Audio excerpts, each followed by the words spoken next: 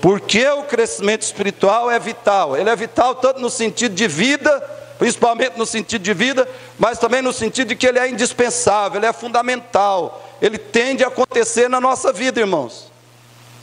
Você entendeu isso? Assim como aconteceu a nossa salvação, o nosso crescimento espiritual tende a acontecer.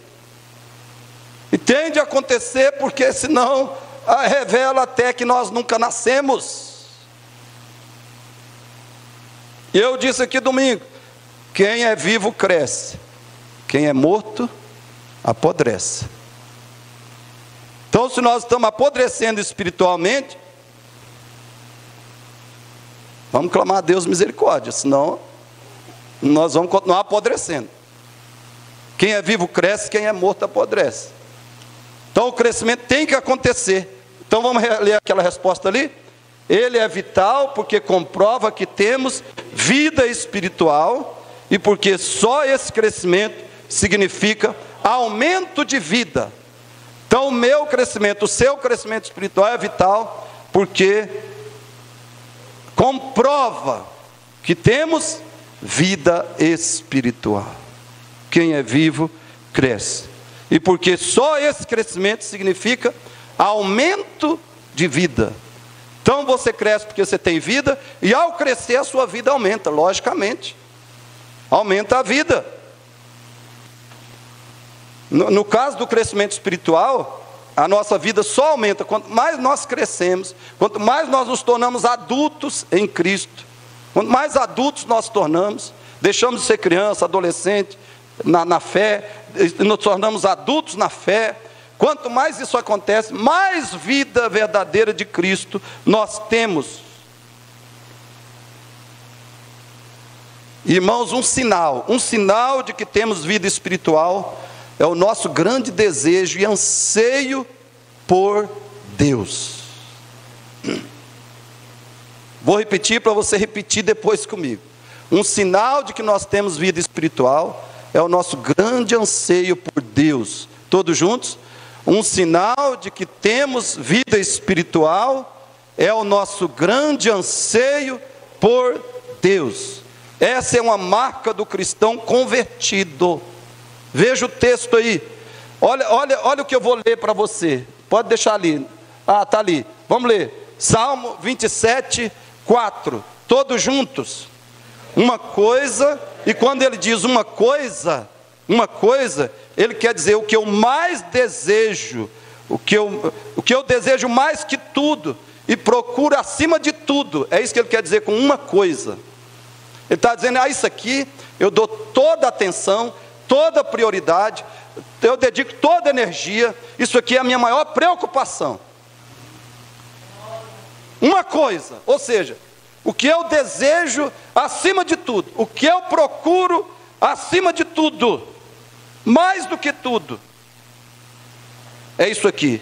Eu peço ao Senhor e buscarei, que eu possa morar na casa do Senhor todos os dias da minha vida, para receber cura, libertação, restauração do meu casamento, ou para receber a vitória financeira. Não. Para quê? Para contemplar a beleza do Senhor e meditar no seu templo. Isso é cristão verdadeiro, irmãos. Isso é cristão bíblico. O maior sinal de que nós temos vida espiritual é o nosso grande anseio por Deus. Não por nada, mas por Deus. Por Deus mesmo. Pela santidade dEle, pela glória dEle, pela a beleza dEle, pela a alegria dEle, pela felicidade que Ele é. E Ele disse, essa coisa eu peço e eu buscarei. É isso. Sinal de vida espiritual. Salmo 42, 1 e 2. Juntos. Como suspira a corça pelas correntes das águas, assim por ti, ó Deus, suspira a minha alma. Por ti, ó Deus. 2. A minha alma tem sede de Deus, do Deus vivo.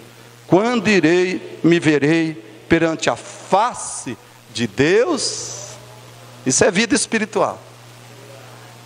Por ti, ó Deus, suspira a minha alma. Minha alma tem sede de Deus, do Deus vivo. Esse homem está vivo. Esse está vivo. Salmo 63, 1. Juntos. Ó Deus, Tu és o meu Deus forte. Eu te busco ansiosamente. Eu te busco ansiosamente. A minha alma tem sede de Ti. Meu corpo te almeja, como terra árida, exausta, sem água. Irmãos, isso é vida espiritual. A morte espiritual significa, sabe o quê? Nós temos ansiedade, a gente busca ansiosamente. Mas a gente tem ansiedade por dinheiro. A gente tem ansiedade por navegar na internet. Caiu a conexão aqui, ó. Caiu, meu Deus. Já liga lá, pelo amor de Deus. Olha, liga na Mastercard, ou sei lá no que, onde é que é mais aí, as operadoras? Não, caiu a conexão. Nossa. Caiu a conexão. Voltou a conexão. Oh, glória. Voltou a conexão. Agora eu tenho internet. Tem gente que está assim, está desse jeito. A ansiedade é por outras coisas, né? A ansiedade é por aumento de salário. Ô Senhor, né? Ô Deus, dá aumento de salário aí, Senhor. Dá aumento de salário, meu Deus, dá aumento de salário. Ansiedade. Mas o que a Bíblia diz que é vida espiritual, irmão? Tudo isso aí, essa ansiedade por coisas desse mundo, por situações desse mundo, porque amanhã pode me acontecer uma coisa terrível, né? Isso aí é sinal de morte espiritual. Pode ter absoluta certeza. Morte espiritual. O que é vida espiritual? Ó Deus, Tu és o meu Deus forte. Eu te busco ansiosamente. A minha alma tem sede de Ti. E Ele disse que não é sua alma, até o corpo. Meu corpo te almeja como terra árida, exausta, sem água. Salmo 136, juntos. A minha alma anseia pelo Senhor, mais do que os guardas pelo romper da manhã, principalmente naquela época, né? Os guardas sofriam muito perigo, a noite era longa. Quem trabalhava como guardinha de noite, leia Juízes 19 e 20 para você ver que sociedade terrível era aquela. Os guardas almejavam acabar logo essa noite. Primeiro, que eu quero dormir. Segundo, porque quanto mais essa noite durar, mais perigo de morte, mais risco de morte eu sofro. Mais risco de não chegar em casa. A minha alma anseia pelo Senhor mais do que os guardas pelo romper da manhã. Mais do que os guardas pelo romper da manhã. Minha alma anseia pelo Senhor. Não é por um trabalho novo, não é por um aumento de salário, não é por isso, não é por aquilo, não é por ganhar algum dinheiro. É pelo Senhor. Olha o Isaías 26, 8 e 9, irmãos. Isaías 26, 8 e 9, todos juntos? Também, através dos teus juízos, Senhor, te esperamos, no teu nome e na tua memória, está o desejo da nossa alma. 9, com minha alma suspiro de noite por ti, e com meu espírito dentro de mim, eu te procuro diligentemente. Irmãos, você pode dizer que isso é a sua experiência, isso é a sua realidade, isso é a sua vida? Será que nós podemos dizer isso? Com minha alma eu suspiro de noite por ti, e com o meu espírito dentro de mim eu te procuro diligentemente. Quantas noites você levanta de madrugada para clamar ao Senhor, para dizer: Deus, eu quero o Senhor, eu quero o Senhor, eu quero o Senhor, né? Claro que você pode ter sua lista de oração, de pedidos de oração. A Bíblia fala várias vezes, Jesus mesmo enfatizou essa necessidade de nós pedirmos a Deus o que precisamos. Mas você não ora principalmente por isso, não. Se nós oramos só pelos nossos pedidos, sei lá, disso, daquilo, nós somos idólatras. Idólatras. O que revela a vida espiritual é que nós, quando vamos orar, e muitas vezes até de madrugada, nós dizemos: Senhor, minha alma suspira por Ti. Não é para a solução desse problema, não. Não é para a solução desse problema, não. Minha alma não suspira, não é por essa vitória, que a gente chama de vitória. Minha alma suspira é por Ti, e com o meu espírito dentro de mim eu Te procuro diligentemente. Porque quando os Teus juízos reinam na terra, os moradores do mundo aprendem justiça. Quando os Teus juízos reinam na terra, os moradores do mundo aprendem justiça. Então, um cristão bíblico, ele revela também o quê? Ele ora pelo Brasil, ele ora pelo mundo, pela salvação das nações, porque quando os Teus juízes reinam na terra, os moradores dela aprendem justiça. Ele ora pela evangelização do mundo, pela salvação das nações. Ele ora pelos presidentes, pelas autoridades, para que os juízos de Deus reinem e Deus seja glorificado. Meus irmãos, um modo de nós sabermos se temos vida espiritual é perguntando. Qual é o modo de você, de nós sabermos se temos vida espiritual? Um modo é perguntando. O meu maior anseio, meu mais forte desejo é por Deus ou pelo céu? Meu maior desejo, meu mais forte desejo é pelo céu ou por Deus? Por que nós queremos ir para o céu? Tem muita gente que quer ir para o céu por causa do céu.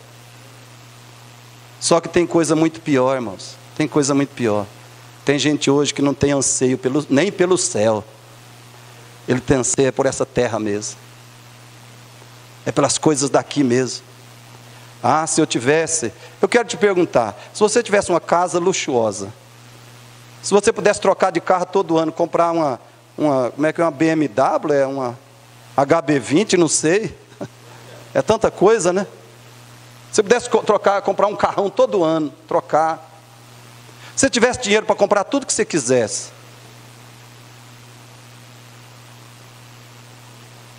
você teria alguma preocupação com Cristo?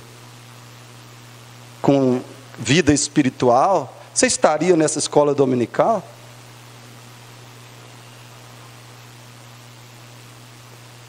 Tem muita gente, irmãos, que se tivesse as coisas todas desse mundo, seria espiritualmente um desastre. Eu não vou dizer que eles não confessariam que Cristo é Senhor e Salvador da vida deles, não. Mas espiritualmente seria um desastre.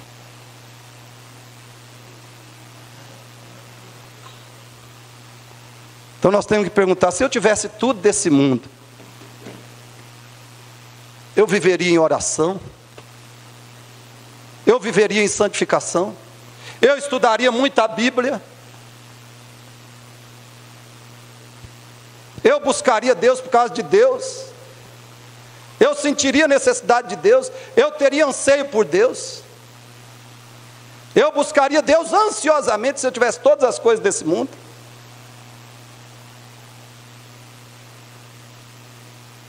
Esse é o grande teste. Muita gente não quer, busca Cristo, segue a Cristo porque quer ir para o céu. Não é por Deus. Mas muita gente só está preocupada, busca a Cristo porque quer ter algo melhor nesse mundo. Se estudar com eles, se estudar com esses crentes, Colossenses 1:4, a coisa pega.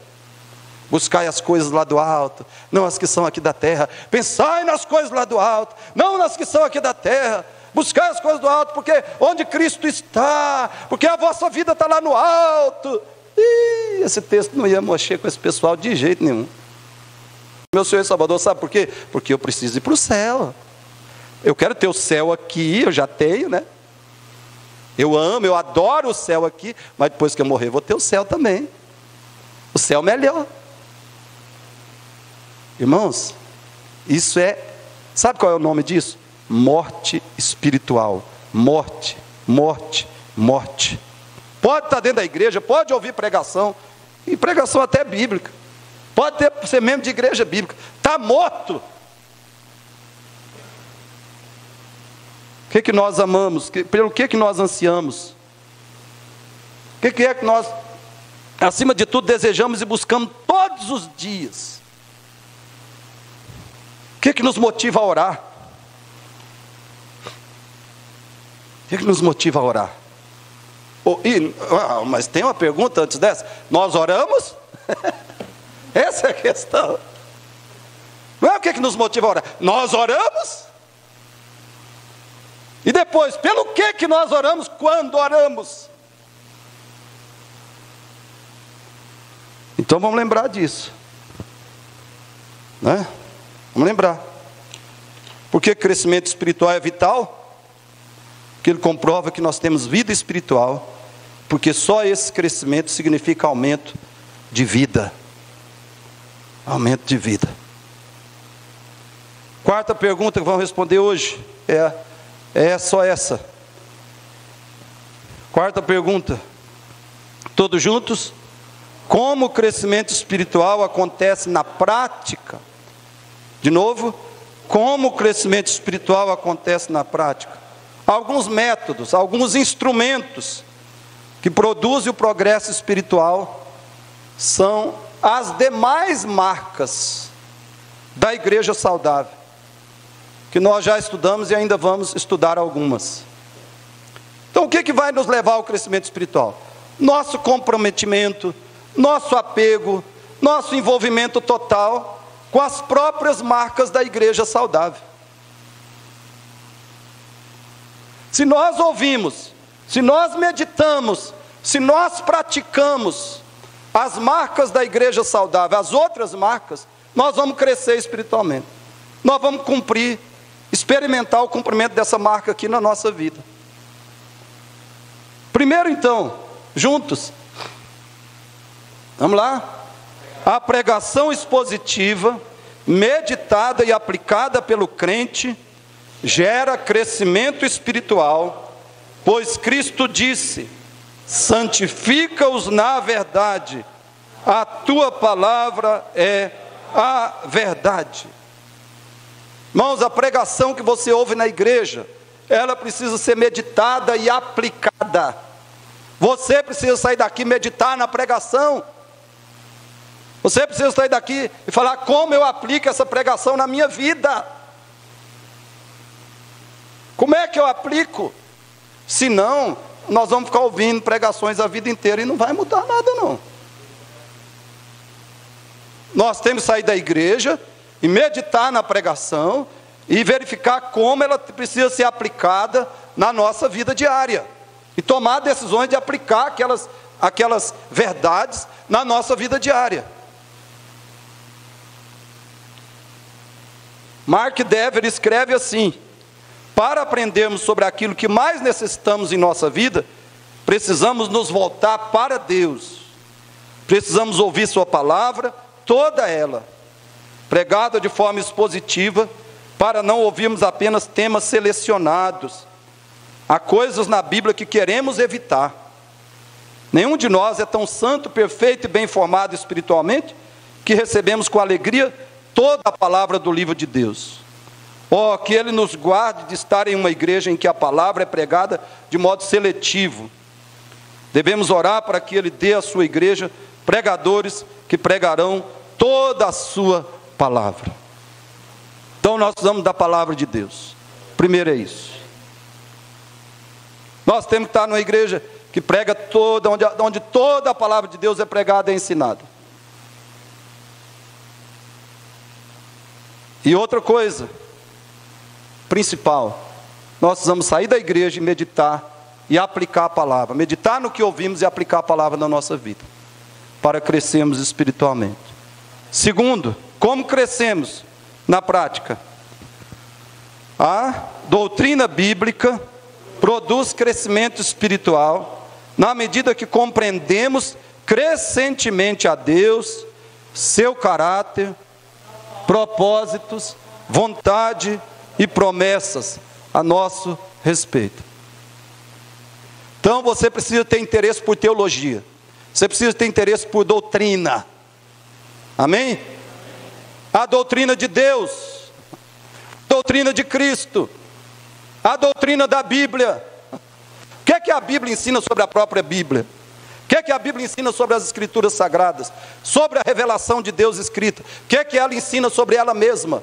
Nós vamos aprender isso. O que é que a Bíblia ensina sobre Deus? A doutrina de Deus. O que é que a Bíblia ensina sobre Cristo? O que é que a Bíblia ensina sobre a ansiedade? O que é que a Bíblia ensina sobre fé, confiança em Deus? O que é que a Bíblia ensina sobre o pecado? O que é que a Bíblia ensina sobre o diabo?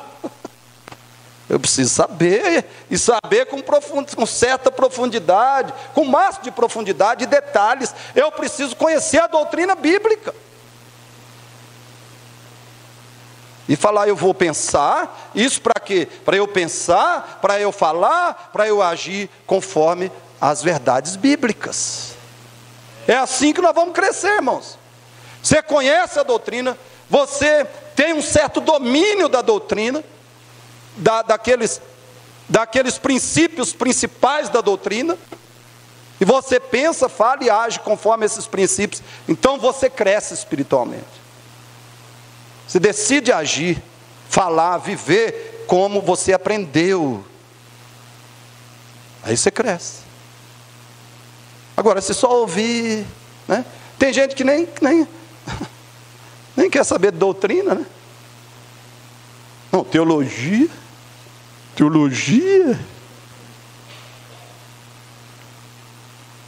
Tem igreja aí que diz que teologia, como é que é? Tira o fogo do obreiro. Esse fogo tem que ser tirado mesmo. É fogo da carne, é fogo estranho. O único fogo que a teologia tira é da carne, é do diabo, é fogo estranho. Quando é fogo de Deus, a teologia só aumenta esse fogo. Porque o Espírito Santo, irmãos, opera na palavra, pela palavra, e nada sem a palavra, nada sem a verdade escrita. Então, se desprezou a teologia, desprezou a expressão, as doutrinas que refletem as Escrituras, não tem o Espírito Santo nisso. É fogo do pecado, é fogo humanista.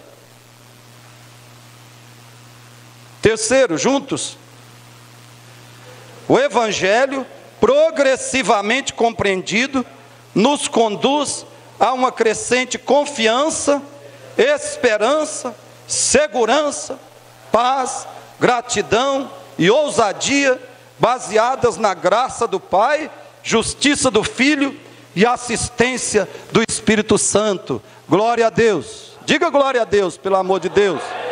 Amém. Essa igreja também é pentecostal. Essa igreja também tem o Espírito Santo. Não é possível, gente. Só eles, né? O Evangelho progressivamente compreendido nos conduz a uma crescente confiança, esperança, segurança, paz, gratidão e ousadia. Irmãos, se eu tivesse aqui pregando confiado no que eu sou, no que eu sinto, no que eu faço,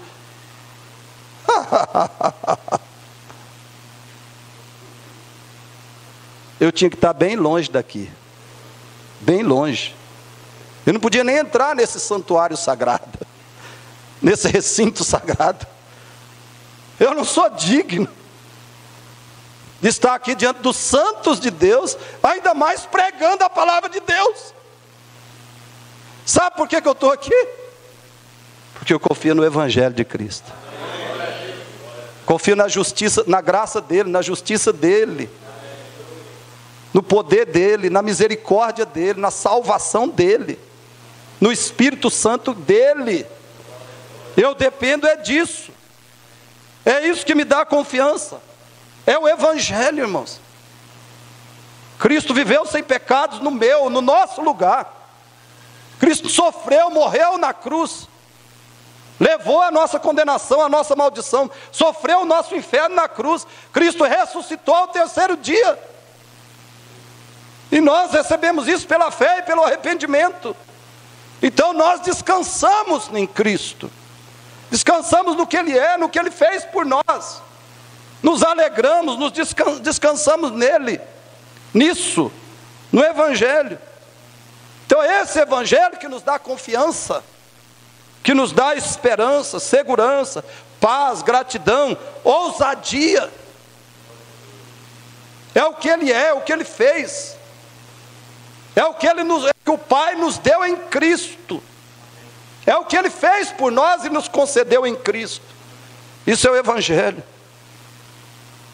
Então, baseados na graça do Pai, na justiça do Filho, na assistência do Espírito Santo, é que nós vivemos, servimos a Deus e pregamos a palavra de Deus. Então você precisa entender mais o Evangelho, você precisa compreender mais profundamente o Evangelho. O Evangelho precisa encher o seu coração, motivar a sua vida.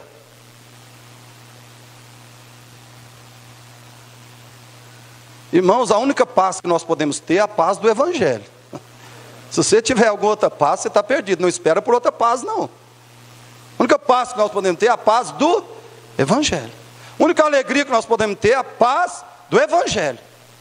A alegria do Evangelho. Por isso que Paulo diz: alegrai-vos no Senhor, alegrai-vos. Outra vez digo, alegrai-vos no Senhor. Ou seja, no que Ele é, no que Ele fez por nós, na sua cruz, na sua ressurreição, na sua salvação, que Ele nos deu gratuitamente em Cristo. Alegrai-vos. A única esperança que nós podemos ter é a esperança do Evangelho. Não temos outra esperança. Então, será que nós podemos viver sem conhecer mais e mais o Evangelho? Será que nós podemos viver sem mergulhar no Evangelho? Só o Evangelho vai nos levar ao crescimento espiritual que precisamos. Tudo tem que estar centrado no Evangelho. A pregação expositiva é centrada no Evangelho, a doutrina bíblica, a teologia bíblica é centrada no Evangelho. Tudo tem que girar em torno do Evangelho. Então eu e você precisamos conhecer profundamente o Evangelho. Será que esse é o nosso interesse de cada dia? Essa é a nossa busca? Essa é a nossa ânsia de cada dia? Se for, nós vamos crescer espiritualmente. Porque o Evangelho vai nos capacitar os recursos, as forças que nós precisamos para o crescimento espiritual. Então, como é que nós cooperamos com Deus para o nosso crescimento? Outra forma, 4, juntos. A conversão nos estimula ao crescimento, na proporção em que compreendemos que estamos mortos para o pecado, mas vivos para Deus, e o Espírito Santo habita em nós. Então, quando você tem certeza da sua conversão, você entende o que é conversão a Cristo, conversão bíblica, então você tem essa convicção: eu estou morto para o pecado, para o mundo, para o diabo, eu estou vivo para Deus. E aí você pode viver com ânimo, com alegria, com esperança, você pode passar por cima de tudo, porque você sabe que está vivo para Deus, sabe que o Espírito Santo habita em você. E é assim que nós somos motivados, habilitados a praticar as recomendações de Paulo. Abra sua Bíblia aí em Romanos 6. Sabendo que eu sou convertido, que Deus me ressuscitou com Cristo, que eu estou morto para o pecado, o diabo e o mundo, que eu estou vivo é para Deus, não é mais para nada, nem para mim mesmo eu não estou vivo é para Deus. Tendo essa convicção da minha conversão, que é originada, claro, na regeneração, a base da conversão é a regeneração, que vem antes da conversão. Tendo essa convicção da minha regeneração e conversão, o que eu posso fazer? Romanos 6, 12 a 14.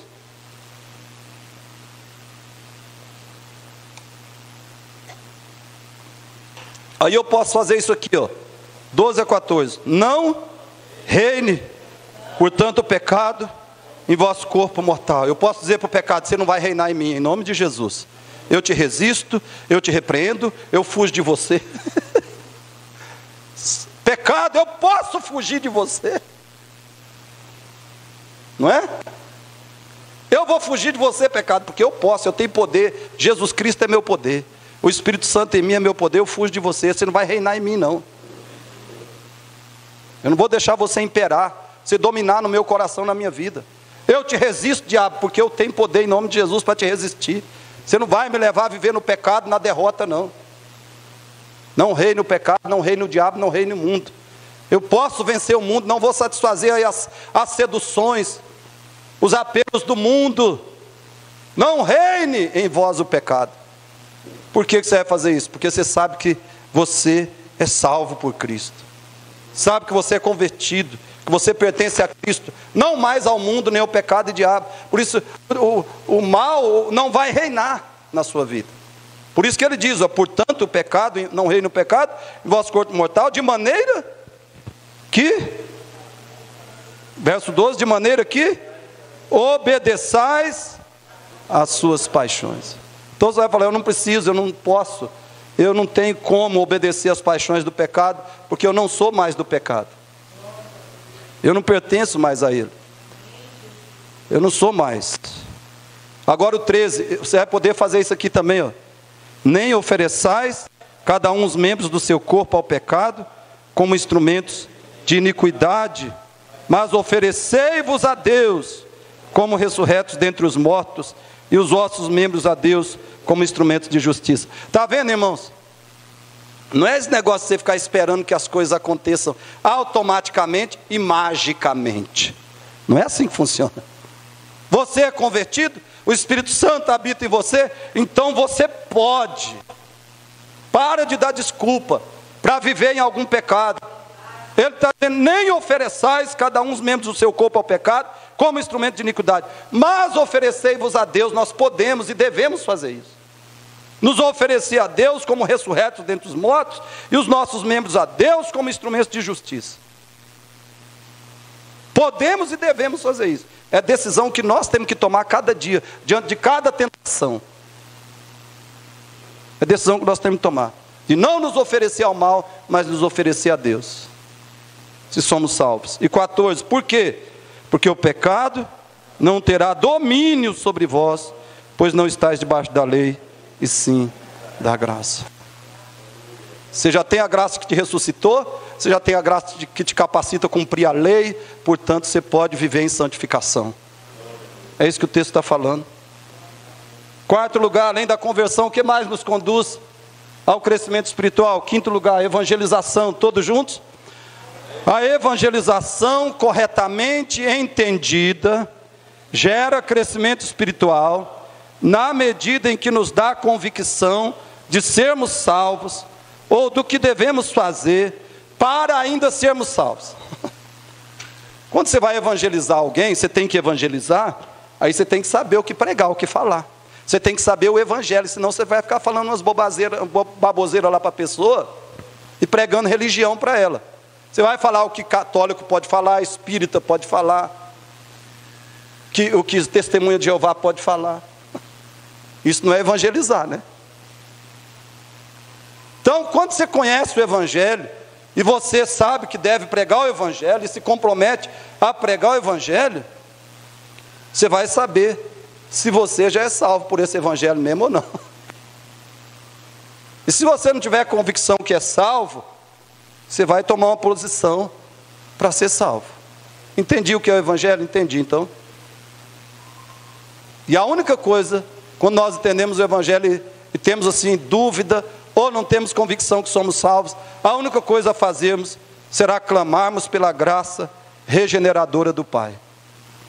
Que Deus venha a nós e nos salve, nos regenere, nos converta a Cristo. Romanos 10, 12 e 13. E uma vez estando seguros da nossa regeneração, teremos certeza e paz quanto ao poder para o nosso crescimento, pois esse poder é assegurado pela própria graça que nos regenera e nos une a Cristo. Uma vez que você tem convicção da sua salvação, então você tem poder, você sabe que tem o poder, você tem certeza e paz de ter essa capacidade para crescer espiritualmente. É preciso entender o Evangelho, é preciso pregar o Evangelho, porque o Evangelho vai te conduzir, a evangelização vai te levar ao crescimento espiritual, vai te conduzir a esse crescimento, ou vai te convencer de que você precisa ser convertido ainda. Você vai evangelizar a si mesmo então. Você prega para alguém e fala, peraí, eu estou precisando ser salvo. E aí, sendo salvo, buscando, clamando a Deus, sendo salvo, você vai começar a crescer espiritualmente. Depois você medita aí em Romanos 10, 12 e 13. Evangelização é um caminho de crescimento espiritual para o cristão. Sexto, juntos, a membresia da igreja, adequadamente entendida, nos impulsiona ao crescimento, pois nos torna comprometidos com o quê? Com a adoração comunitária. Irmãos, presta atenção aqui, tudo isso aqui são práticas, são meios de graça que nos conduzem ao crescimento espiritual. Por isso nós vamos entender a membresia da igreja. O que é ser membro de igreja? Não é ter o nome lá numa lista de membros da igreja, não. Tem gente que pensa que é isso. Ser membro da igreja é ter o nome num hall, numa lista de membros. Ser membro da igreja é adoração comunitária, é você estar aqui com os irmãos para adorar a Deus. Terça, quinta, domingo de manhã, domingo à noite. Isso é ser membro de igreja, membro. Não é ter o nome numa lista, é estar reunido com seus irmãos em Cristo para adoração comunitária. O que é ser membro da igreja? Oração conjunta. É você estar aqui para orar com os irmãos, por eles, e eles orarem em seu favor, e você receber a oração deles, e orar por eles. Isso é ser membro de igreja. O que é ser membro de igreja? Intercessão e aconselhamento mútuos. Você ora pelos outros, pelo outro, o outro ora por você, você aconselha o outro aconselha você. O que é ser membro de igreja? Experiências de ministério, uso dos dons. Se você tem dom para ser diácono, você vai ser diácono. Se você tem dom para ser radialista, você vai ser radialista. Você vai pregar o Evangelho, a palavra de Deus, pelo rádio. Se você tem dom para cantar, você vai cantar no ministério de louvor. Mas não vem com taquara rachada. Velho. Tem gente que quer entrar no ministério de louvor, mas não. Isso, já teve gente que saiu de igreja por isso. É o que mais tem, né? Quer fazer parte do ministério de louvor, mas a pessoa não canta. Não tem o dom de cantar e quer cantar. Então, ser membro de igreja é participar de um ministério em serviço a Deus e ao corpo de Cristo. Ser membro de igreja é o exercício do quê? Da compaixão, da humildade, da paciência e do perdão. Não é só vocês que têm que me perdoar, eu tenho que perdoar vocês. E não sou só eu que tenho que perdoar vocês, vocês têm que me perdoar. Ser membro de igreja é exercitar o quê? Compaixão uns com os outros, humildade, se humilhar diante uns dos outros. Ser membro de igreja é ter paciência uns com os outros, é perdoar uns aos outros. E isso nos leva ao quê? Ao crescimento espiritual. Nós entendemos que é ser membro de igreja. Vamos nos comprometer com a membresia e nós vamos crescer na graça e no conhecimento do Senhor. Vamos nos comprometer, irmãos. 7, todos juntos. A disciplina da igreja estimula o crescimento, pois remove tropeços e gera temor. Você cresce espiritualmente, sabe por quê? Sabe por que nós podemos crescer e crescemos através da disciplina? 2 razões. Os membros da igreja que não querem realmente seguir a Cristo, Esses maus exemplos ou pedras de tropeço são removidos do caminho da igreja para que ela cresça na maturidade espiritual. Então a disciplina tira os maus exemplos, resolve, né? Corrige os maus exemplos, remove as pedras de tropeço do caminho da maturidade espiritual de todos os membros da igreja. Segundo, a disciplina faz que o cristão, o membro da igreja, tenha consciência de que ele poderá ser penalizado, ele poderá ser punido pela igreja, por Deus através da igreja. E isso é um grande incentivo para que ele vigie, se fortaleça espiritualmente, evitando o comodismo e a queda e o retrocesso espiritual. Se você sabe que se cair em algum pecado aí, ou viver em algum pecado, eu citei aqui, quando a gente falou de disciplina, eu citei uma série de pecados pelos quais os membros da igreja têm que ser disciplinados. Pela igreja, não é só por Deus, não. Se a igreja não disciplinar, Deus vai disciplinar todo mundo. Então, uma série de pecados pelos quais os membros da igreja têm que ser disciplinados. Se você estava aqui e entendeu, né, não esqueceu, saiu, meditou e aplicou na sua vida, você vai falar, peraí, uma razão que eu tenho que evitar o pecado, qualquer pecado, eu tenho que fugir do pecado, eu tenho que viver em santificação, sabe qual é uma razão? Que eu não tenho que oferecer meus membros ao pecado como instrumento de iniquidade, mas me oferecer a Deus como instrumento de justiça. Uma razão é que eu amo a Deus, outra razão é que eu quero glorificar e agradar meu Deus, mas outra razão é que eu não quero ser disciplinado pela igreja, não. Eu não quero ser advertido, admoestado, repreendido pelo pastor, pelos membros da igreja, os membros do conselho. Eu não quero ser afastado da comunhão. Eu nunca vou, se Deus quiser, nunca vou ser excluído da igreja por causa de pecado. Aí você fala, peraí. Por causa da disciplina da igreja, você vai lutar pelo crescimento espiritual e evitar viver no pecado, cair e viver no pecado. Então a disciplina é um instrumento do nosso crescimento. Oitavo, estamos terminando, aguenta um pouco aí, 8, todos juntos? A liderança na igreja, exercida biblicamente, é outro estímulo ao crescimento cristão, pois os líderes se tornam padrão dos fiéis. A liderança na igreja exercida biblicamente. Quando o líder é bíblico, quando o pastor é bíblico, ou os pastores da igreja são bíblicos, eles são estímulos aos cristãos para que eles cresçam na graça e no conhecimento de Deus, na verdade e na santidade de Deus, pois os líderes são padrão dos fiéis. Os irmãos podem encontrar em seus líderes modelos estimuladores de diversas virtudes cristãs, por exemplo, amor, paciência, sabedoria, imparcialidade, perseverança, pureza moral e doutrinária, e etc. Então todo verdadeiro pastor, todo verdadeiro líder de igreja está lutando para crescer nas virtudes cristãs, para ser padrão dos fiéis. E precisa ser, em grande medida pelo menos. Nunca um pastor vai ser modelo do rebanho perfeitamente. Tem gente que exige isso, né? E até espera isso. O pastor não pode ter um deslize, uma falha qualquer, que ele já está desqualificado para essa pessoa. Então nós todos estamos desqualificados. Então o líder tem que ser padrão dos fiéis? Tem. Agora, principalmente o motivador tem que ser o líder. Olhando firmemente para o autor e consumador da fé, Jesus Cristo. Agora, se o seu líder ou os seus líderes não são bíblicos, em alguma coisa, você pode orar por eles, você pode adverti-los, você pode repreendê-los.